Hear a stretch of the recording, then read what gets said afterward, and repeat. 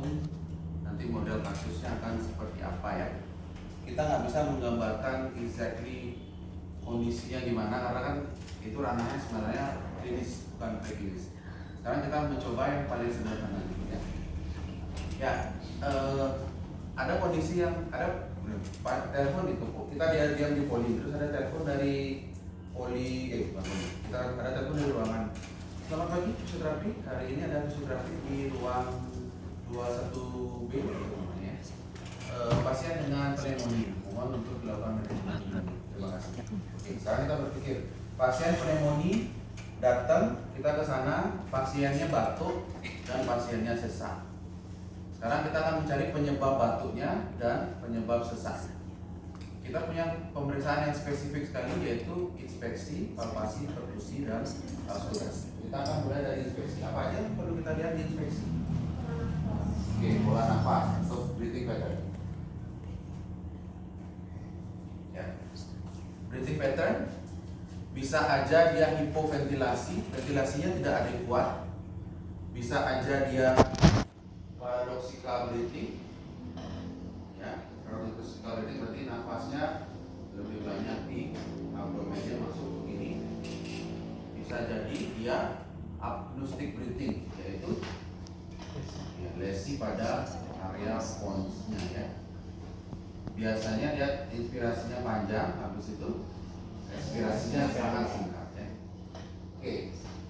Terus apa lagi yang bisa diinspeksi? Nah, sekarang kita tanya, Pak bisa duduk atau tidak? Baik, anggap pasiennya bisa. Kalau pasiennya bisa duduk, ya, kita minta dia untuk duduk. Kalau terlalu sesak untuk duduk, kita minta dia semipolar. Kita naikkan biar dia jadi semipolar. Kalau tidak bisa sama sekali untuk pasiennya, kita minta duduk. Sekarang kita skenariokan dia bisa duduk. Apalagi yang kita lihat? Selain alter breathing pattern, posturnya. Oke, kita lihat bentuk dadanya. Ini harusnya normal. Normal itu harusnya segitiganya ke bawah ya. Tapi kalau tidak normal, segitiganya dia ke atas. Jadi paradoxical pattern sama seperti tadi, paradoxical breathing ya. Segitiga itu maksudnya ini ya. Shape-nya harusnya kan ke bawah normal. Kalau yang tidak normal, shape-nya ke atas. Ininya ke atas. Oke, coba cek beberapa kayak barrel chest, habis itu factus excavatum atau open chest. Coba cek. Dia lebih besar di atasnya, karena dia lebih kecil di atasnya, sehingga kelihatan dadanya lebih gemuk ke depan, gemuk. Oke. Apa lagi yang perlu kita lihat? Simetris. Oke, ya. Ada lagi? Warna kulit. Apakah dia ada cyanosis atau tidak? Berarti lihat dia perifer atau dia sentral. Habis itu? Ya, absen of clubbing finger atau tidak? Sudah tidak. Nah, anggaplah settingnya adalah ICU. Kalau ICU berarti kita akan melihat tambahan apakah ada medical equipment yang lain atau tidak. Contoh, apakah ada nasal kanul, masker oksigen, atau ventilator. Setelah itu, apakah ada ya alat perekam jantung dan lain sebagainya. Itu yang perlu diperhatikan. Nah, karena ini sudah diumpamanya anggap settingnya adalah ICU, apakah dia ada tindakan-tindakan yang sifatnya open heart surgery atau tidak ya? Itu jadi notice kita semua. Jadi pada saat inspeksi kita harus notice semuanya untuk melakukan konsiderasi atau pertimbangan nanti kita melakukan tindakan. Dan clear di inspeksi, kita akan lanjutkan. Anggap inspeksinya adalah hipoventilasi breathing pattern. Berarti kemungkinan curigaannya adalah hipoventilasi. Berarti Kelemahan diafragma. kita curiga ada kelemahan di otot diafragma. Oke, sampai sana? Oke, sip. Kita ketemu kecurigaan yang pertama yaitu hipoventilasi di outer breathing pattern. Kita akan lanjutkan ke pemeriksaan palpasi. Posisi pasien juga sama Kalau kalian nyaman untuk memeriksa duduk, lakukan dalam posisi duduk. Kalau tidak, kita tiduran. Oke. Kita akan palm rest hand seperti ini. Dan kita akan periksa vocal frame-nya. Kita akan mencari mana suara yang lebih redup. Ya. Tugasnya adalah membangkitkan kanan kiri. Oh, di sini suaranya lebih redup di kiri, gitu, atau lebih redup di kanan. Ya. Mungkin nanti akan begitu. Kalau kalian periksa, ini nanti OSCE-nya khusus untuk stasiun saya ya. OSCE-nya kalau kalian melakukan baru muncul datanya. Kalau tidak akan muncul datanya.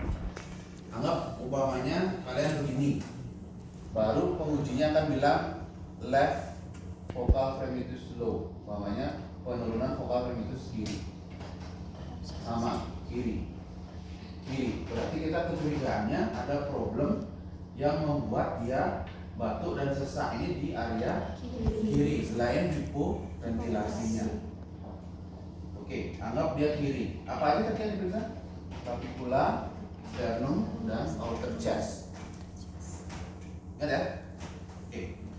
Kita lanjut ke perkusi. Walaupun kita tahu kiri, tapi ingat untuk membandingkan suara itu selalu harus di dua sisi. Palm rest seperti ini. Terus kalau kalian kuat pakai satu jari, kita perkusi di jari tengah. Kalau tak kuat pakai 3 jari juga sama. Hindari menggunakan siku karena itu akan mencederai kita dan juga menyakiti pasien. Coba selalu gunakan brace ya. Tugasnya brace, siku harus sedikit sekali gerakannya ya. Oke, nanti kita akan coba. Oke, selalu bandingkan kanan kiri. Kalau kalian lakukan begini, nah baru nanti pengujinya akan bilang apa, tergantung suara yang muncul. Normalnya harusnya apa? Normalnya harusnya sonor. Resonans. Kalau dia dengan perkusi harusnya suaranya resonans. Ya. Sonor kalau waktu kita SMA. Nah, bisa aja kita ketemu hiporesonans atau hiporesonan. Hiporesonan berarti suaranya high pitch tinggi. Hiporesonan tadi ya. Hiporesonan dia low pitch, dia rendah. Ya. Oke. Sama confirm di area kanan juga sama rendah. Masuk ke yang berikutnya yaitu auskultasi.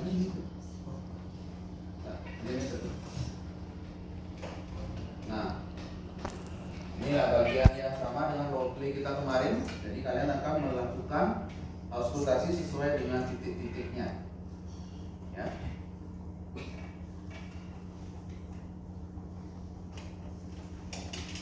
Soalnya kalau dengan ini nggak akan kedengeran ya. Ada yang lebih sensitif. Ini nggak akan kedengeran. Kecuali kalau parah sekali mungkin kedengeran. Oke. Kita akan cek sesuai dengan area auskultasinya dan akan dibandingkan. Jadi pada saat kalian proses auskultasi ini khusus untuk di station saya dan penguji yang pakai soal saya, gitu ya. Umpamanya kalian place di sini, nah, dia akan memutarkan suara either dia normal atau tidak normal.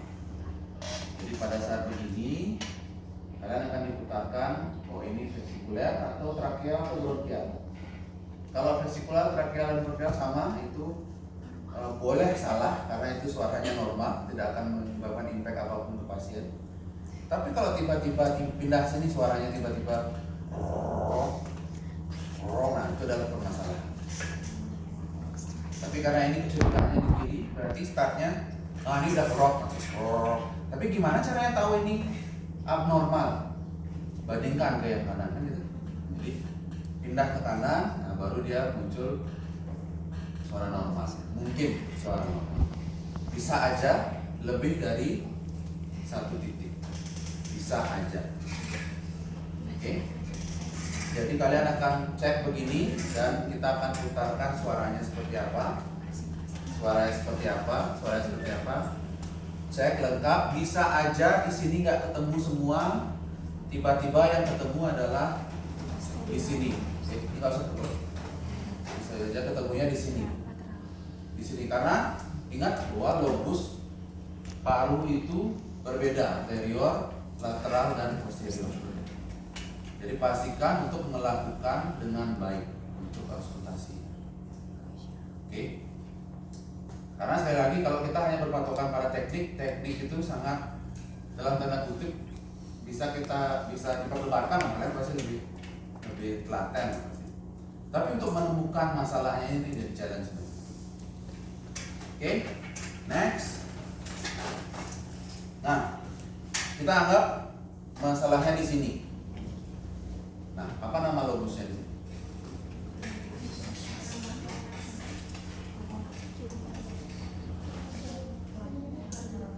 Ya, dia upper lobe, anterior upper lobe kanan, dextra. Berarti atau right upper lobe anterior. Ya, right upper lobe anterior. Kalau di sini, ini middle lobe kurang lebih ya. Nah, di sini adalah lower lobe. Untuk yang depan. Oke, pastikan untuk ingat terus. Oke. Tidak usah juga dihafalkan. Intinya hanya sesak dan tidak. Oke. Dispenu atau ortopenu. Ya, nanti di level profesi baru kalian harus ingat pakai skala yang mana. World scale kah, FMRC kah, dan lain-lain. Karena skala itu hanya ngasih tahu derajatnya, tidak memberitahu tentang penyebabnya. Tugas kita sekarang adalah mencari body structure-nya atau penyebab. Oke, clear sampai sana? Oke. Sekarang kita udah dapat temuannya, berarti kalian akan menegakkan diagnosisnya bahwa pasien ini batuk oleh karena sputum purulent di right upper lobe dextra upper lobe anterior. Nah, itu udah langsung bila diagnosisnya 100. Oke.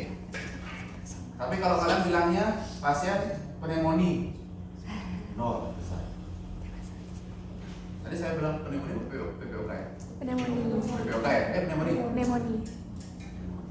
Tapi kalau kalian bilangnya ya tadi batuknya jadi cough et causa right upper lobe dextra sputum. Nah, benar. Itu adalah body function dan body structure. Yang kedua lagi, kan baru satu nih body functionnya, yaitu batuk. Yang kedua sesak, dispenunya. Dispenunya oleh karena alter breathing pattern. Langsung benar 100. 200 jadi. Enggak, kan jadi satu. Oke.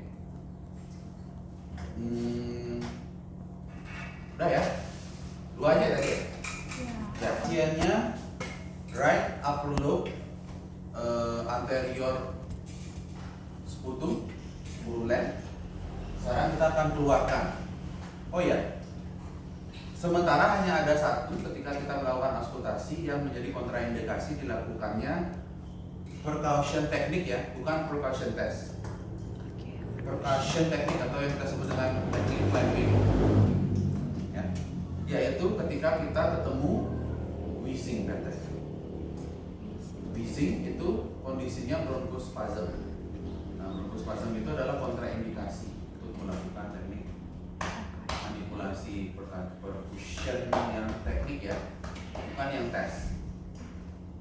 Oke, itu adalah kontraindikasi. Nah, sekarang kita ketemu crackle bagian right upper lobe dextra anterior. Right lagi dextra upper lobe anterior. Apa yang akan kita pilih kira-kira sekarang? Oke, kita akan memilih teknik postural drainase. Bagaimana caranya?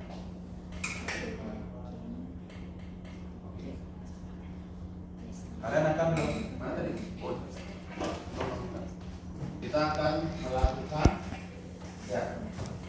Berarti kita akan posisikan pasien upper lobe ya. Pasien upper lobe. Sorry ya. kita akan aplikasikan teknik perkusi. Ya, perkusinya berarti bagian sini harusnya ya. Tapi karena kita ingin melakukan drainase-nya ke area sentral, di sini pun sebenarnya nggak apa-apa.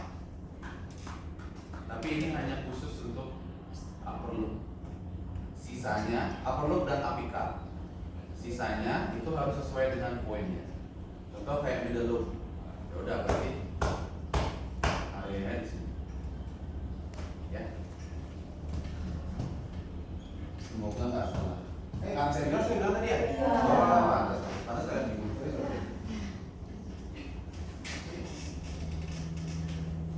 Ya, jadi kita akan buat begini ya. Either kalian boleh tambahkan. Ya. Terus kita akan aplikasikan. Karena saya right handed, saya akan better dari sana sebenarnya. Jadi, begitu ya. Kurang lebih kita akan buat cupping begini, terus kita akan press chestnya untuk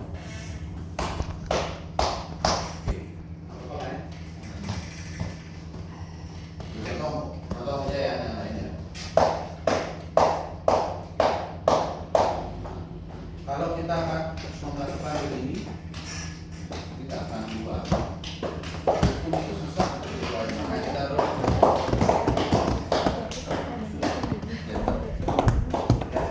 kalau ini pun ini nggak akan keluar. Dan hindari untuk flat hand.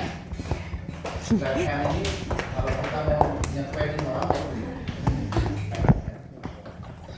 ini pasiennya akan kita. Oke. Sudah. Setelah itu kita akan melakukan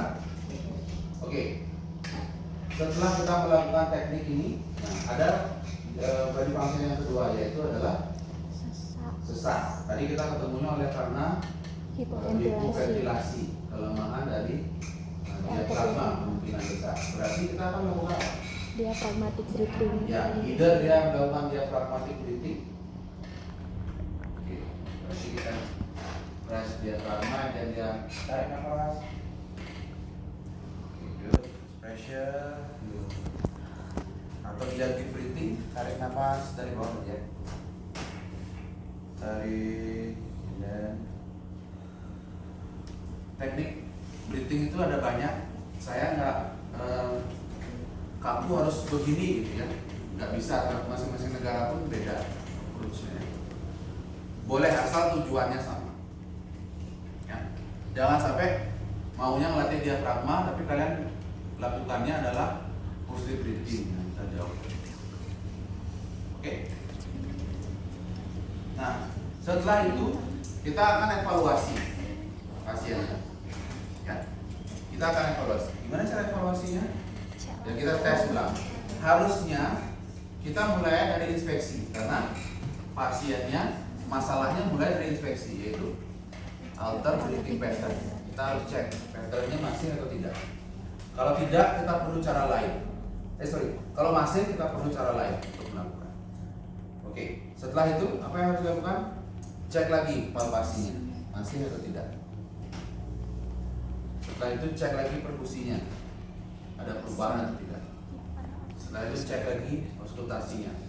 Harusnya kalau tidak ada, pengujinya kan bilang CTA. Apa artinya CTA? Clear to auscultation. Yes, clear to auscultation. Ya. Kalau dia clear to auscultation, berarti kemungkinan besar goals yang sudah teman-teman rencanakan itu Berhasil. tercapai. Ya. Goalsnya tercapai. Tapi kalau tidak, apa yang harus dilakukan? Bapak, saya rekomendasikan untuk pulang. Nanti tergantung dokter tanggung jawabnya mengizinkan hari apa. Jadi dari kita udah clear. Kalian decide pasien ini udah boleh pulang. Ya. Tapi kalau kalian ketemunya belum, apa yang harus dilakukan?